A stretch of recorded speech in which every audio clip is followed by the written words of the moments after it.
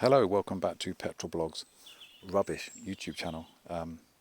It's been a while, and so long in fact that the exhaust is still rusty and still hanging low, as it were. It's quite late in the evening now. It's about 5:30 on a Sunday evening. My phone is telling me that more light is required and a flash may help. But I won't be flashing because I don't want to get myself into trouble. Firstly, apologies for the lack of videos. There are various reasons, all of them boring.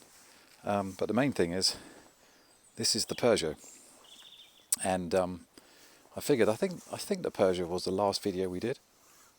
Forgive me if not. It's been such a long time, literally last year. But yes, the Peugeot. So I'm fumbling around looking for the keys, which I have found, which consist of a Peugeot key I got from Goodwood, which is completely out of focus. Yep, look at that, out of focus completely. A Ford Puma keyring, and the key itself, and my old Peugeot mountain bike keyring. It's a bit of an eclectic mix, and the Peugeot key without a battery in it. Anyway, yes, I digress. And by the way, new arrival. Sorry, I had to break off there because I was rudely interrupted by a Scotty dog, as Blur nearly sang all those years ago. Yeah, this is a new arrival. The channel's been away so long you probably didn't even know it existed.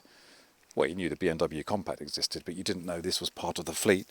I've been enjoying this since, I think it was April. I've owned this since April, and as you can see, I wouldn't say in Quentin Wilson speak, it's a minter. As you know, the wheels aren't perfect, but it is very close to being immaculate. It's effectively a one-owner car, essentially a one-owner car, sorry. And I will do another video on this at some point, unless it's sold, because it's currently up for sale on Car and Classic for, well, a reasonably high price.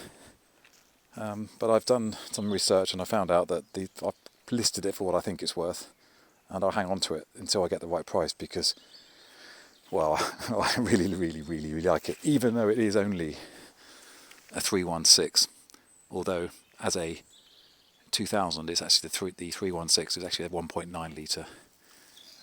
It's a great little car, and my eldest son learned to drive in it. More on that at another time. The reason it's a sale is there.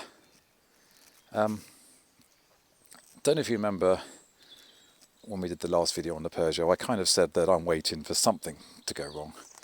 Something will happen on this car at some point. I didn't want to count my chickens too early, even though I was very pleased with myself and my son and Adam White and all the people who helped to get this car on the road. And it still looks, beautiful. It's the word. That's what the owner's daughter called it. The late owner's daughter called it beautiful, and she's right. And it's the only word I can use to describe it. It's now parked in the stable yard, so I see it every day, as opposed to up at the barn where I see it maybe 2 or 3 times a week. I see this at least twice a day, and I can see it from the house now. And every time I look at it, I think, God, I'm lucky to own this car. It is stunning. And as the joke goes about owning a stunning car, even if it goes wrong, you've got yourself a lovely ornament. And it is a beautiful ornament, even without its tow-in eye cover at the bottom there and a low-hanging exhaust. And do you know what? If the worst came to the worst and I had to have a 2-car garage, I think I'd be quite happy with these two. As Bruce Forsyth nearly said, you do get something for a pair at Petrol Blog. But, and here comes the Kim Kardashian big but, because all isn't well in Peugeot land. And I may have hinted about this in a previous video, that the transmission is not well. And I don't know if you remember, before it went to the MOT last year, around about this time last year, I think it may have been the day, frameless windows, I mean, wow. Look at that though. Even if I've done no scrubbing at all, it still looks, well, it looks quite tired. And there may be a flash required, but you can still see how bad the steering wheel is. And the mat is grubby. But even if it's 139,000 miles, it stood the test of time really well. Where was I? Yes, I don't know if you remember, but just before it went for its MOT, the dreaded automatic transmission warning message came up, and it kind of went into weird mode. The little lights here started flashing, the two little lights on the right hand side, and I would call it the closest I've experienced to limp mode in this car. Very little forward momentum and a real clunk going into drive. Sorry, it is a bit tatty in there. Sorry, I hadn't prepared for this video. Well then, when did I ever prepare for these videos? So basically, anyway, cutting the long story short, just after the last video was done last summer, the transmission started playing up really badly. And for all the other reasons going on in my life, it's kind of just stood, not neglected as such, but abandoned. Good evening. I'm doing this video partly to kind of encourage myself to kind of get this channel moving again. The transmission isn't great. It's still telling me the bonnet shut, even though it is. I can live with that. And this is the weird thing. The chances are it will turn on now, and it will either do one or two things. It will either say automatic transmission fault, or it will say it's fine. So this is kind of a voyage of discovery now. We're going to find out what it says this time. I'll put the lights on so you can see everything in here. And that's if it starts. It's been here a couple of weeks.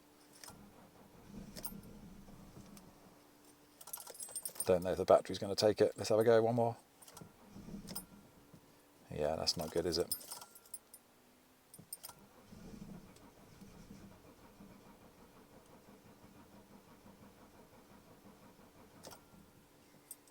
Yeah, I think I've left the battery too long.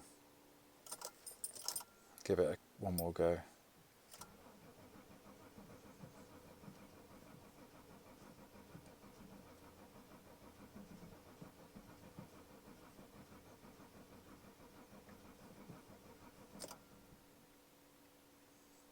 Well, it's got fuel, because I put fuel in during the week.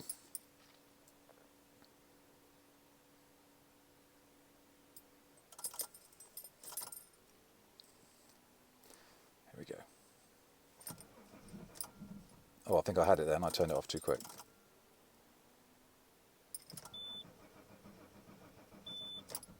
Oh, joy. Well, you've seen that live with me today. And then we've got a light on the dashboard to tell electronic ignition fault, which is a new one. The transmission's definitely got a problem. And now we seem to have an electronic ignition fault as well, just to add to the woes.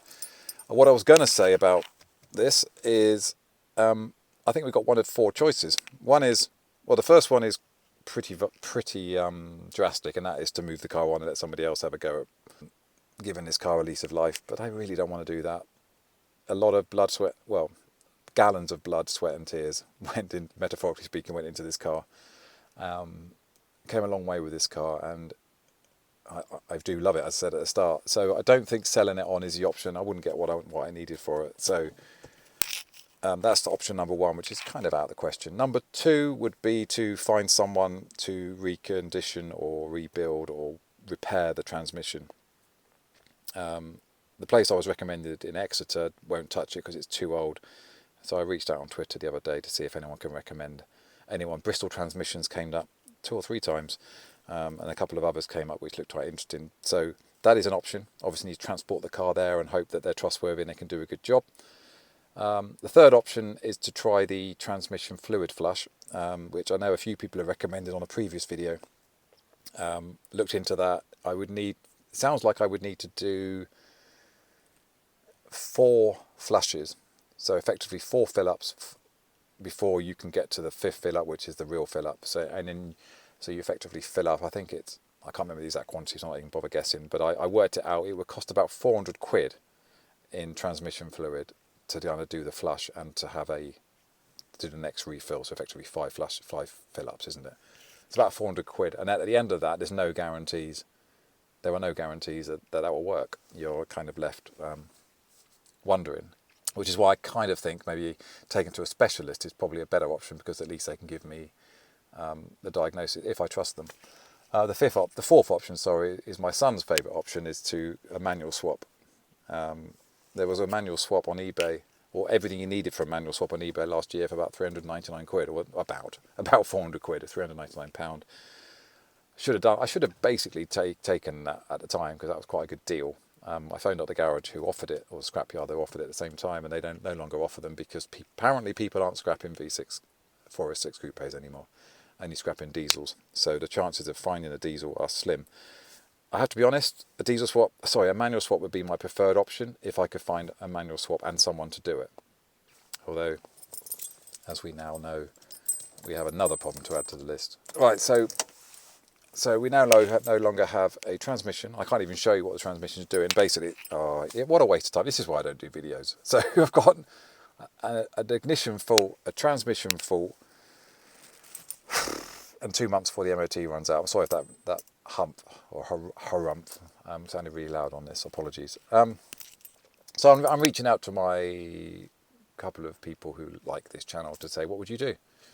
What would you do in my situation? Would you keep the BMW rather than sell it to sacrifice to pay for this? Or, well, tell me what you do, because I want to know. And also tell me if you want more videos, because I'm not sure, because this has been terrible. Anyway, thanks for watching. Yeah, stay safe. Take care.